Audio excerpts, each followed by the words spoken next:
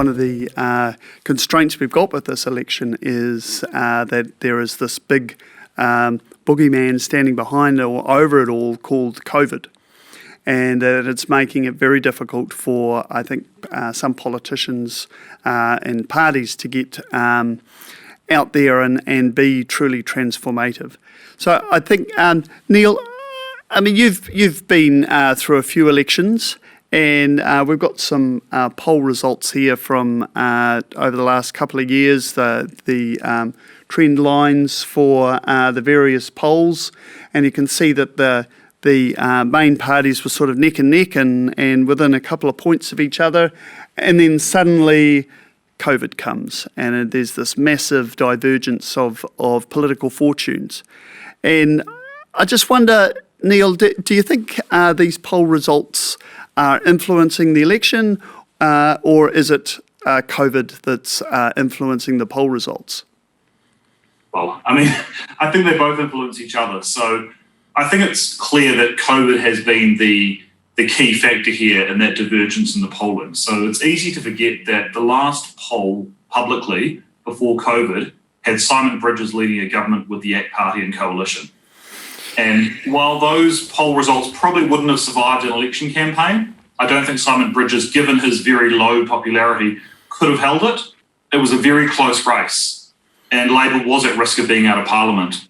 I think what we've seen is that COVID-19 coming along, first of all, there is a rally to the flag effect that happens where people are looking for security and stability in leadership, but how a leader performs really influences that. So Jacinda Ardern's leadership through COVID-19, I think, has kept those poll ratings up. If you look at Trump, for example, he had an initial bump and then he's gone downwards since then because of his poor handling of it. So it's not as simple as saying COVID means the governing party does well and stays doing well. It does require leadership. So I think in that regard, COVID has influenced the polls and the election. I think where the polls have influenced the election has been, if you look at the National Party, Simon Bridges, he fell down because he mishandled his response to COVID-19. When people wanted a leader who was going to be playing, constructive criticism in a crisis, he went overtly political and negative, which rubbed people up the wrong way. Todd Muller fell into the same trap, and eventually the desperation of low polling led some of his MPs to do stupid things, which he then got caught up in, and that helped lead to his downfall. Yeah. And so I think even now, Judith Collins and the fact she is the leader of the National Party, which John Key and Bill English never wanted, it was seen as impossible. In the last leadership run, she got 4 votes in the caucus. The fact she's leader of the National Party shows what extraordinary times we're in. So I think that has influenced the campaign. The disarray National is in, which is keeping Labour high in the polls, again, is a function of that. And I think more broadly, the dullness of the election campaign has been influenced by COVID. I think the fact that we feel like we're not really having much of a policy debate, that the big issues like climate change, which is an existential crisis, they're being discussed, but it's kind of a background issue and it should be at the forefront. And it probably would have been if it had not been for COVID. So I think it is definitely influencing, I think, the terrain of the campaign, the fortunes of the parties, and the policies we're discussing. I also get the sense that there's a moving back from the electorate on the older style of confrontational politics, and that there's a desire perhaps for a more collaborative and empathetic style of politics that perhaps is more favourable towards Jacinda's approach rather than Judith. Yeah, I think when there is a crisis like COVID-19, we become more collectivist in a sense, in that we realise that we're all in it together and we all have to do our bit and we're all making sacrifices and we've all got to look after each other.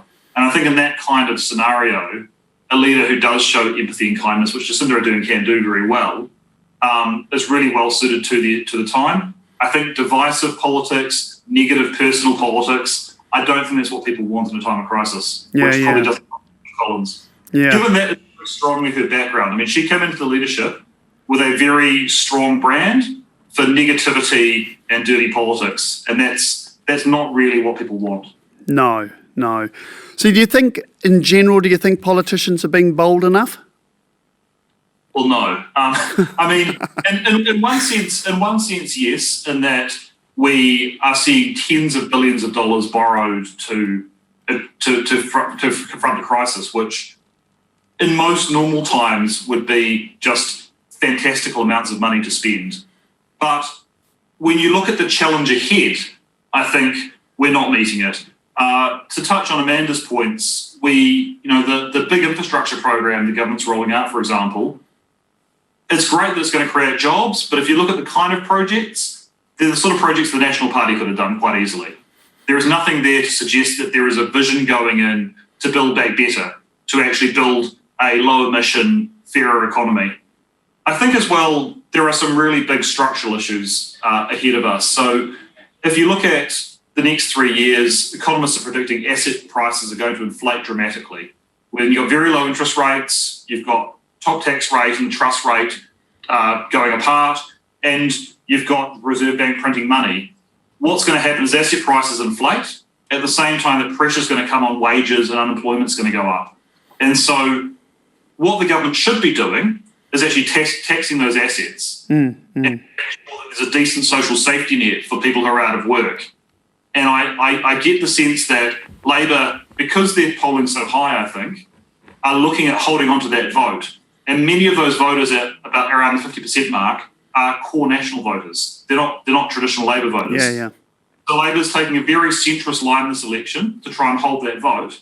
And I think while there's a lot of bold things they are doing that'll make a difference, there's some really fundamental stuff that's being left on the table. Yeah. And only really, in terms of the parties that can viably get into Parliament and make a difference, only the Greens are really raising these issues. And they're looking about 50-50 at the moment, whether they get back in or not. Yeah.